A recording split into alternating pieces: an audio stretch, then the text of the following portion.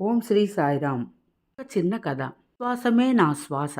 కృష్ణార్జునులు ఒకరోజు చల్లగాలిలో ప్రకృతి సౌందర్యం తిలకిస్తూ ఒక వనంలోకి చేరారు. కృష్ణుడు ఒక చెట్టు కొమ్మపై కూర్చున్న పావురంను చూసి, అర్జునా, అది నెమలి కదా అని అడిగాడు. "అవును, నెమలే" అన్నాడు అర్జునుడు. కృష్ణుడు, ఇదేమి అర్జునా, అది నెమలి కాదు, ఒక గ్రద్దవలే ఉన్నది అన్నాడు. అది గ్రద్దవలనే ఉన్నది అన్నాడు అర్జునుడు. కాదు అర్జునా, అది ఒక అడవి కాకి అన్నాడు కృష్ణుడు. అది కాకే అన్నాడు అర్జునుడు.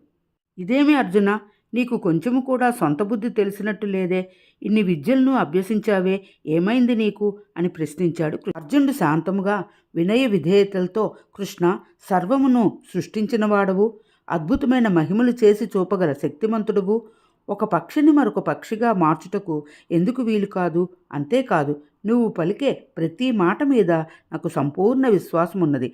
నాకు అంటూ ఒక అభిప్రాయం లేదు. ఈ విశ్వాసమే నా శ్వాసము. కృష్ణునియందు అంత భక్తి విశ్వాసములు కలవాడు కనుకనే భగవద్గీతను శ్రవణం చేయుటకు అర్హతనందుకున్నాడు.